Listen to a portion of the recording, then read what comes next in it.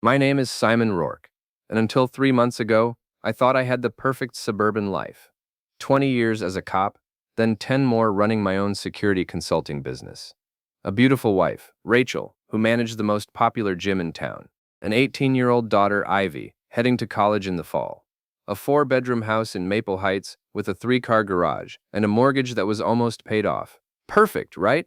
That's what I kept telling myself every morning when I looked in the bathroom mirror and saw a 42-year-old man who'd let himself get soft around the middle while his 39-year-old wife had turned herself into a fitness influencer with abs that could cut glass.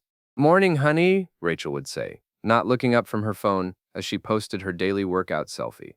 Always the same pose, sports bra, yoga pants, that practice smile that said I'm approachable but also better than you. The comments would pour in within minutes. Heart eye emojis from desperate middle-aged men. Flame emojis from her gym clients. And always, comments from Luke Voss. Luke Pretty Boy Voss owned CrossFit Revolution across town. 32 years old. Six-pack abs, perfectly styled hair, and the kind of cocky grin that made me want to arrest him for something. Anything. "Great form as always, Rachel. Can't wait for our business meeting tonight," he'd comment, followed by a winking emoji. "Business meeting, right. Dad, you're staring at Mom's phone again," Ivy would say, rolling her eyes as she grabbed her protein smoothie. "It's creepy. When did my own daughter start looking at me like I was some pathetic loser?" Probably around the same time she started spending every weekend at her mom's gym, posting her own fitness content, talking about toxic masculinity and outdated gender roles. "I'm not staring," I'd say. "Just checking the weather. The weather app is the little cloud icon, Dad. Mom's Instagram is the camera one. Try to keep up." Rachel would laugh, that tinkling sound she'd perfected for her workout videos. "Simon, you know technology isn't your strong suit. Why don't you stick to your security cameras and leave social media to us?" Us. When had it become us versus me in my own house? The morning everything changed, started like any other. Rachel was in the kitchen, phone propped against her protein powder collection, filming her morning routine. Ivy sat at the counter, occasionally jumping into frame to show off her own fitness journey. "Good morning, Revolution family," Rachel chirped at the camera. "Today's going to be an amazing day. I can feel it. Luke and I have some exciting announcements coming up about the gym partnership. And Ivy just got accepted to state with a partial athletics scholarship." I paused in the doorway. "Ivy got a scholarship? Since when?" "Since last week," Ivy said without looking at me. "Mom helped me with the application. She knows people in the athletic department." I would have liked to know about this. Rachel stopped recording. "Simon, we talked about this. You were busy with your little security jobs, and Ivy needed someone who understood the fitness world to help her. Luke actually wrote one of her recommendation letters." "Luke, of course. He's not even a coach at her school. He's a successful businessman with connections," Rachel said, that edge creeping into her voice that meant I was about to be lectured. "Unlike some people, he's building something. Growing, evolving. What's that supposed to mean?" Ivy sighed dramatically. "Dad, you've been doing the same boring security stuff for 10 years. Mom and Luke are building an empire. They're going to have gyms all over the state. Since when do you know so much about Luke's business plans?" "Since I started working at his gym," Ivy said. "Mom got me a job there. I'm going to be their social media manager when I graduate." The coffee mug slipped from my hand, shattering on the kitchen tile. Both women looked at me like I'd just had a breakdown. "When did all this happen?" I asked. "While you were busy playing rent-a-cop," Rachel said. "Some of us don't have the luxury of coasting through life." That night, I did something I'd never done before.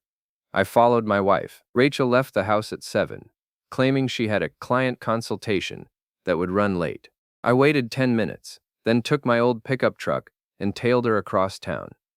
She didn't go to her gym. She went to Luke's. I parked across the street and watched through the floor-to-ceiling windows as my wife and Luke Voss worked out together. Except they weren't really working out. They were touching, laughing. And when Luke pressed Rachel against the squat rack and kissed her, I felt something die inside my chest. I sat there for 2 hours, watching my marriage crumble in high definition through a gym window. They moved from the main floor to Luke's office upstairs. The blinds were closed, but I didn't need to see what happened next. When I got home, Rachel was already there, showered and in her pajamas, scrolling through her phone on the couch. "How was your client consultation?" I asked. "Great," she said without looking up. Really productive. We're going to do amazing things together. I bet you are. She finally looked at me. What's that supposed to mean? Nothing. Just, it's late for a business meeting. Simon, are you seriously going to start with the jealous husband routine? Because that's not attractive on anyone. Especially not someone your age. Someone my age. Like 42 was ancient. I'm not jealous. I'm concerned about my wife spending so much time with another man. Ivy appeared in the doorway, drawn by the tension in our voices. Dad, are you seriously going to be one of those controlling husbands? Mom is building her career. She deserves support, not suspicion. I've supported your mother for 20 years. By doing what? Rachel stood up, her phone clutched in her hand like a weapon. By bringing home the same boring paycheck every month? By refusing to take risks or grow or change? By being exactly the same man I married 20 years ago? I thought that was a good thing. Well, you thought wrong. She headed toward the stairs, then stopped. Some women want partners who challenge them, who inspire them to be better, who have ambition. Partners like Luke? The question hung in the air like smoke. Rachel's face went pale, then flushed red. Luke is a friend and business partner. If you can't handle that, maybe the problem isn't with me. She stormed upstairs. Ivy stared at me with disappointment written all over her face. Dad, you're embarrassing yourself, and us. Then she followed her mother upstairs, leaving me alone in the living room, with the wreckage of my perfect family. That's when I started planning. The next morning, I did something else I'd never done before. I searched my wife's belongings. 20 years as a cop teaches you a few things about finding hidden secrets. People think they're clever, but they're not. They're predictable. The first place I looked was Rachel's gym bag. Nothing in the main compartment except the usual: protein bars, water bottle, change of clothes. But there was a small zippered pocket on the side that felt heavier than it should. Inside, wrapped in a sports sock, was a phone I'd never seen before, a burner phone. My hands shook as I powered it on. No lock screen. Rookie mistake. The text messages made my stomach turn. Luke. Can't stop thinking about last night. Rachel. Me either. Simon was asking questions when I got home. Maybe it's time to tell him. Rachel. Not yet. I need to make sure Ivy's college is secured first, and I want the house refinanced to go through. Luke. How much longer do we have to sneak around? Rachel. Not much longer. Trust me. I scrolled through weeks of messages. Plans for their business partnership that had nothing to do with business. Photos I couldn't unsee. Details about their relationship that made 20 years of marriage feel like a lie. But the worst part wasn't the affair. It was the way they talked about me. Rachel. He's so clueless. Still thinks we're the happy family from his cop fantasies. Luke. Poor guy.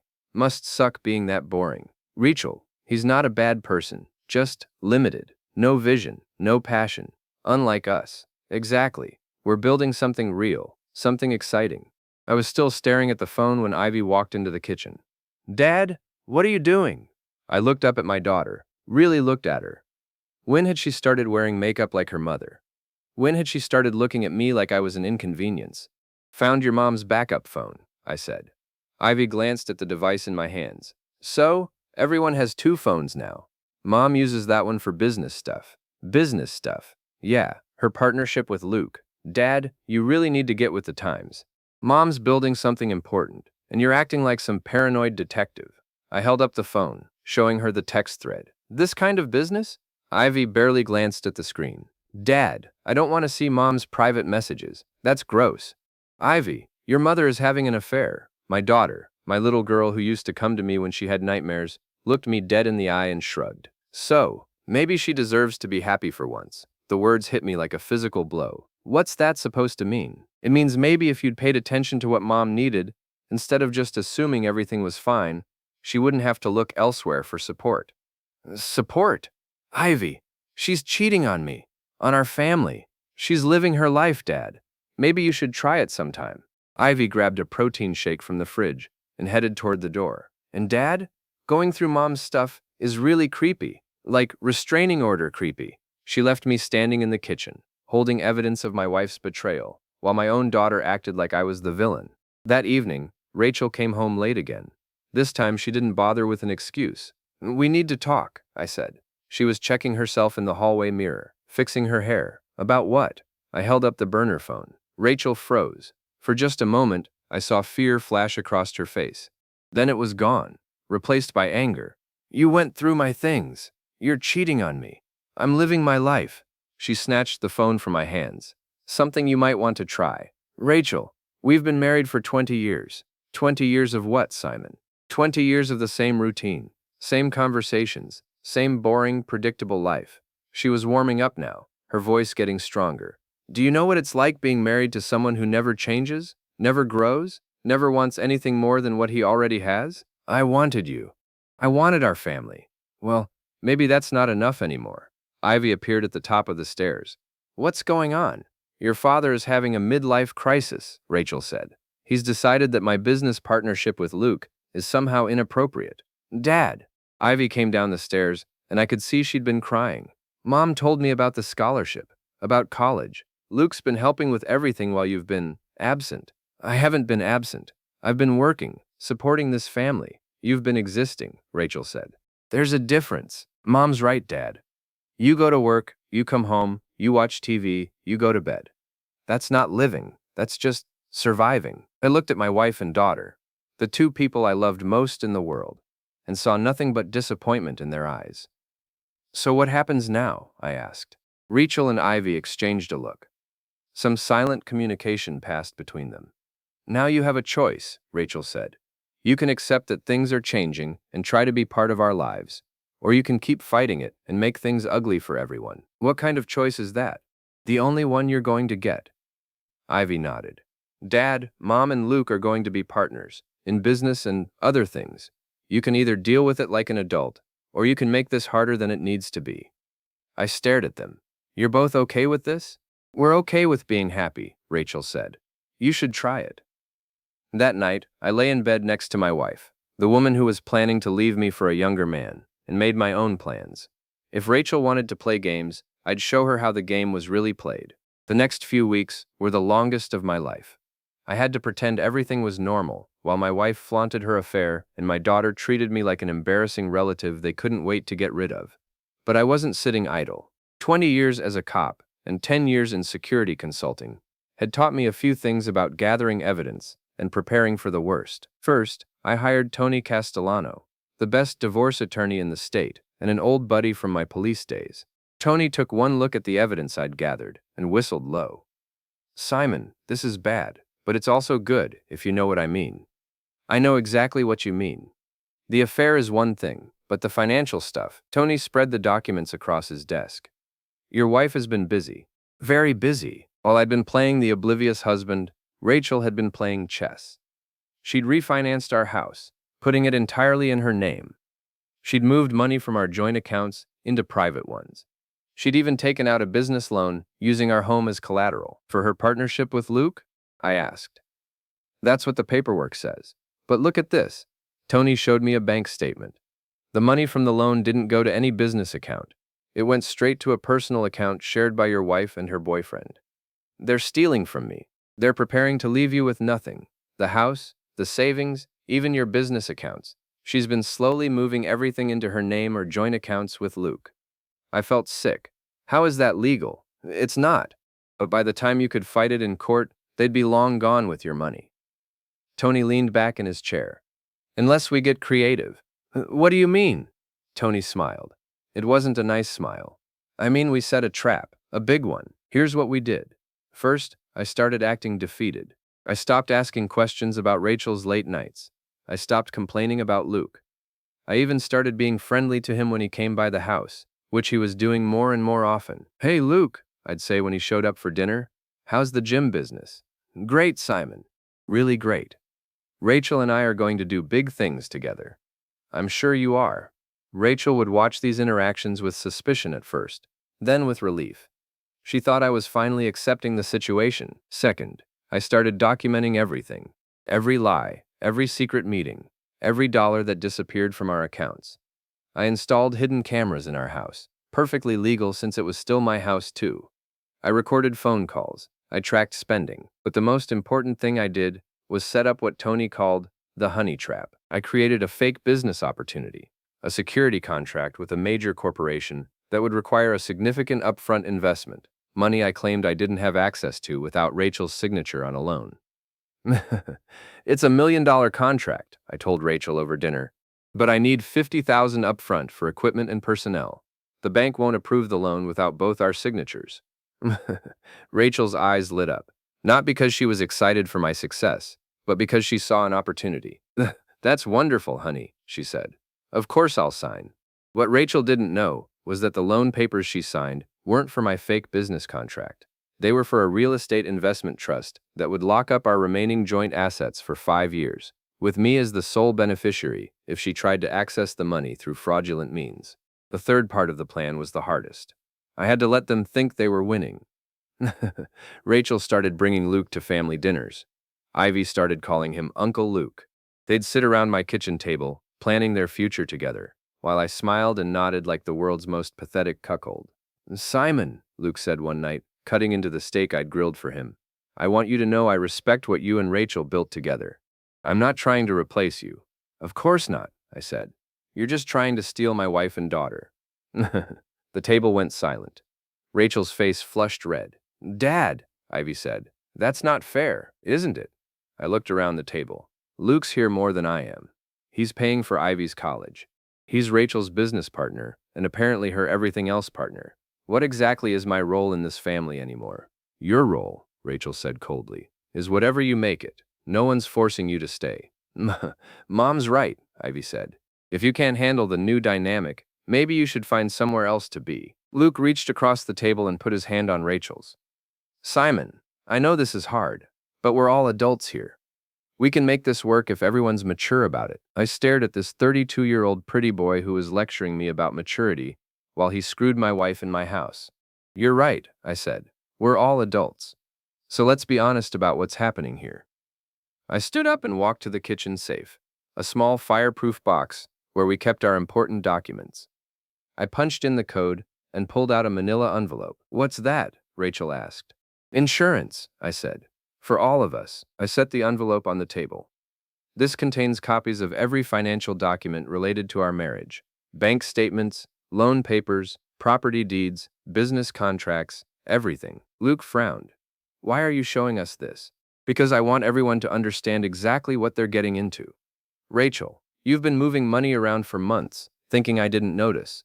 Luke, you've been planning to take over my life, piece by piece. Ivy, you've been helping them do it. Dad, that's not. It's exactly what's been happening. I put the envelope back in the safe and reset the combination. But here's the thing. I'm not going to fight you anymore. You want me gone? Fine. I'll pack my bags and leave. Rachel looked suspicious. Just like that? But I have one condition. You're not in a position to make conditions, Luke said. Actually, I am. I smiled at him. Because that envelope contains something else. Something that could make life very complicated for both of you if it ended up in the wrong hands. Are you threatening us? Rachel asked. I'm protecting myself and giving you what you want. I headed toward the stairs.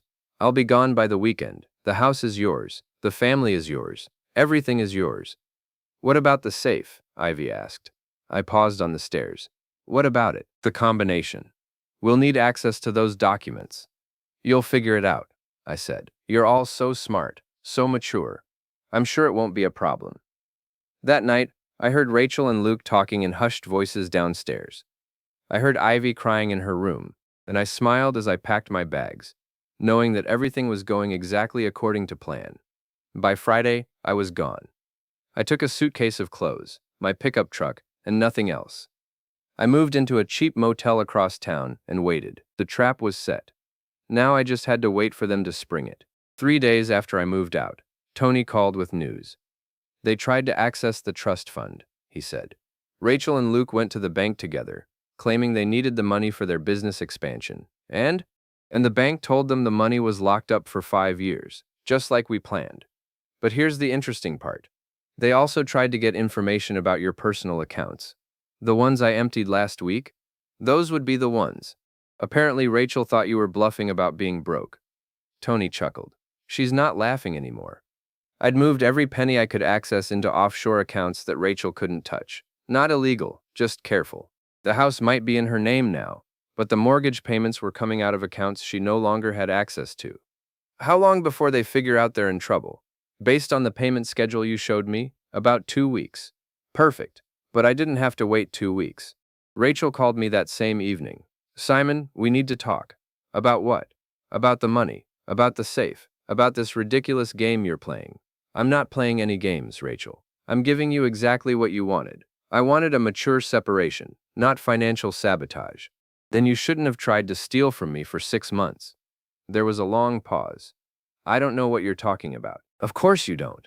Just like you don't know about the business loan you took out against our house, or the joint account you opened with Luke, or the $50,000 you've been funneling to him for his business expansion. Another pause, longer this time. How do you know about that? I'm a security consultant, Rachel. I know how to find things. You've been spying on us. I've been protecting myself. There's a difference. Simon, this is crazy. We can work this out. We can all be adults about this. Like you were being an adult when you were planning to leave me broke and homeless? That's not, we weren't, you weren't what? Planning to take everything and disappear with your boyfriend? Because I have documentation that says otherwise. I heard her talking to someone in the background. Luke, probably. Simon, she said when she came back on the line. Luke and I want to meet with you, tonight. We can figure this out. Figure what out? How to make this work for everyone? I almost laughed. There's nothing to figure out, Rachel. You made your choice. Now you get to live with the consequences. The consequences? Check your bank balance. Check the mortgage payment schedule. Check the business loan terms. I paused for effect. Then call me back when you're ready to have an honest conversation. I hung up and waited. It took 4 hours.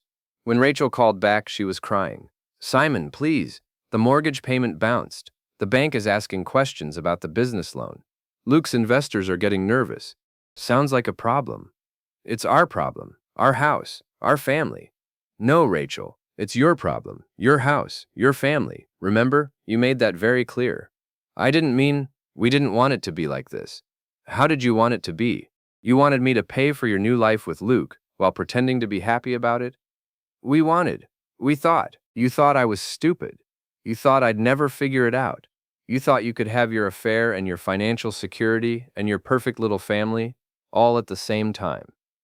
Simon, please, we can fix this. There's nothing to fix. You broke it. You chose Luke. You chose to lie and steal and manipulate. Now you get to see how that works out for you. What about Ivy? What about her college? That stopped me. For just a moment, I felt a flicker of doubt. But then I remembered my daughter telling me that maybe Rachel deserved to be happy. I remembered her calling me creepy for discovering the affair. Ivy made her choice too, I said. She chose you and Luke. I hope that works out better for her than it's working out for you. You bastard. You can't do this to us. I'm not doing anything to you. I'm just not saving you from the consequences of your own actions. I hung up again. The next morning, Tony called with more news. Your wife hired a lawyer, Patricia Hendricks. She's good, but she's not miracle worker. What's she telling them? That they're screwed. The money they took was from joint accounts, which makes it technically legal but morally questionable. The business loan they can't pay back is secured by property that's underwater thanks to the refinancing. And the trust fund you set up is ironclad. And Luke? Luke's in deeper trouble than your wife. Turns out he's been running his gym business on credit and promises. Without the money he was expecting from Rachel, he can't make payroll. His investors are pulling out. His investors? Rich housewives who thought they were funding the next big fitness empire. They're not happy about being lied to. I felt a warm glow of satisfaction. How not happy? Let's just say Luke's been getting some very angry phone calls. And his gym membership is way down since word got out about his creative financing. Word got out how? Anonymous tips to the local business journal. And maybe a few social media posts from concerned community members. I hadn't asked Tony to spread rumors about Luke's business practices, but I wasn't going to complain about it either. What's next? Next, your wife and her boyfriend get desperate. And desperate people make stupid mistakes. Tony was right. 2 days later, Ivy called me. Dad, you have to stop this. Stop what? Whatever you're doing to Mom and Luke, they're falling apart. I'm not doing anything to them, Ivy. I'm just not helping them anymore. Dad, Mom's been crying for 3 days. Luke's talking about leaving town. The house might get foreclosed on. Then maybe your mom should have thought about that before she decided to destroy our marriage. Dad, please, I know you're hurt, but this is crazy.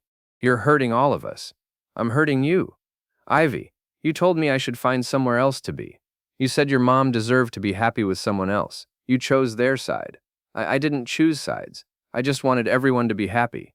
Well, now you know what happiness costs. Dad, I'm your daughter. Yes, you are, and I love you.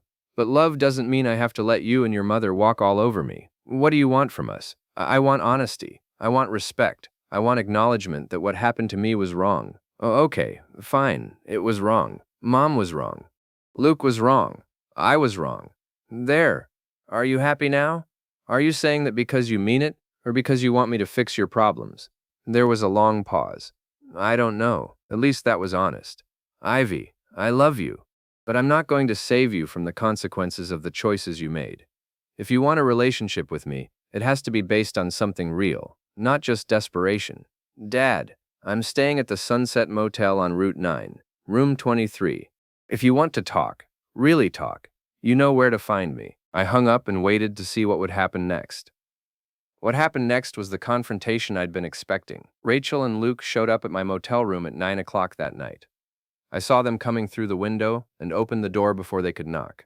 We need to talk, Rachel said. She looked terrible. Her perfect Instagram makeup was smudged. Her hair was unwashed, and she was wearing sweatpants, something I hadn't seen her do in years. Luke looked worse. His usual cocky confidence was gone, replaced by the desperate look of a man watching his life collapse. Come in, I said. They sat on the motel room's single chair, and the edge of the bed. I leaned against the dresser and waited. Simon, Rachel began, this has gone far enough. Has it? You've made your point. We hurt you. We were wrong. But destroying our lives isn't going to fix anything. I'm not destroying your lives. I'm just not subsidizing them anymore. Luke spoke up. Look, Simon, I know you hate me, and maybe you have good reasons. But Rachel and Ivy don't deserve this, don't they? Ivy's just a kid. She doesn't understand what's happening. Ivy's 18 years old enough to vote, old enough to go to college, old enough to choose sides in her parents' marriage. She understood perfectly. She was confused, Rachel said. We all were. The situation was complicated. The situation was simple. You wanted to cheat on me and steal from me at the same time. The only complicated part was figuring out how to do it without consequences. Okay, Luke said, standing up. You want to be angry, but don't take it out on them. Sit down, Luke. Something in my voice made him freeze. 20 years as a cop teaches you how to project authority when you need it. Sit down, I repeated, and let me explain something to you. Luke sat. You came into my house. You seduced my wife. You manipulated my daughter. You stole my money. And now you want to lecture me about taking things out on innocent people? You never meant to get caught. There's a difference. I walked over to the room's small safe and punched in the combination. Inside was a thick folder full of documents. This contains every piece of evidence I have about your affair, your financial crimes, and your business fraud. Bank records, photographs, recorded conversations, witness statements. Rachel went pale. You recorded us? I recorded you in my house, talking about stealing from me. Perfectly legal. What do you want? Luke asked. I want you to understand something. I'm not the pathetic, clueless husband you thought I was.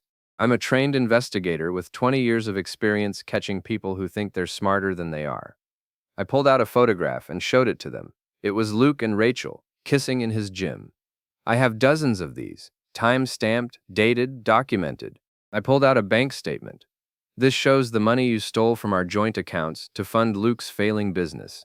I pulled out a recording device. This contains Rachel's voice, talking about how clueless I am and how easy it would be to take everything. Simon, Rachel whispered, please. Please what? Please pretend this never happened? Please let you destroy my life without consequences? Please pay for your new life with Luke while you laugh about how stupid I am? We never laughed about, you did. I have recordings. I put the documents back in the safe and closed it. Here's what's going to happen. You're going to sell the house. You're going to pay back the business loan. You're going to return every penny you stole from our joint accounts. And then you're going to disappear from my life. And if we don't? Luke asked. Then I release all of this to your investors, your clients, your families, and the local media. And then I sue you both for fraud, theft, and emotional distress. You can't prove fraud, Luke said. Can I? I smiled at him. Luke, you took money from investors under false pretenses. You used stolen funds to prop up your failing business. You lied to banks about your assets and income. That's not just fraud, that's federal fraud. Luke's face went white. As for you, Rachel, you forged my signature on loan documents, moved money from joint accounts without my knowledge, and conspired to defraud me of marital assets. That's theft, fraud, and conspiracy. We had joint accounts, Rachel said weakly. I had a right to that money. You had a right to half of it, not all of it, and you certainly didn't have a right to give it to your boyfriend. I walked to the door and opened it. You have 48 hours to come up with a plan to make this right. If I don't hear from you by Thursday night, I start making phone calls. They left without another word. I closed the door and sat on the bed, shaking. I'd just declared war on my own family, and I wasn't sure who was going to survive it. But I was sure of one thing. I wasn't going to be the victim anymore. Thursday night came and went, without a word from Rachel or Luke. Friday morning, I started making phone calls. The first call went to the Business Journal that covered our area. I spoke to a reporter named Jennifer Walsh, who specialized in financial crimes. I have a story for you about business fraud and investor manipulation, I told her. I'm listening. A local gym owner has been taking money from investors under false pretenses, using stolen funds to prop up his failing business, and lying to banks about his assets. Do you have documentation? I have everything. We met that afternoon at a coffee shop downtown. I showed Jennifer copies of Luke's financial records, investor agreements, and bank statements. Her eyes got wider as she flipped through the pages. This is extensive, she said. Luke Voss has been running a shell game for months. His investors think they're funding a fitness empire. In reality, they're paying for his lifestyle and his affair with a married woman. Can you prove the affair? I showed her the photographs and recordings. Jesus, she whispered. How did you get all this? The married woman is my wife. Was my wife. Jennifer looked up from the documents. This is personal. This is justice. Luke Voss is a fraud and a thief. His investors deserve to know what he's doing with their money. What about your wife? What about her? Are you going after her too? I thought about that. Rachel had betrayed me, lied to me, stolen from me. But she was also Ivy's mother. That depends on what she does next. Jennifer spent 2 hours going through the evidence. When she was finished, she looked up at me with something like awe. Mr. Rourke, this is going to destroy him. Good. Are you sure you want to do this? Once this story runs, there's no going back. I'm sure. The story ran in Monday's Business Journal with the headline, Local Gym Owner Accused of Investor Fraud. It was picked up by the regional paper on Tuesday and the state paper on Wednesday. By Thursday, Luke's gym was closed and his investors were calling for his head. But that wasn't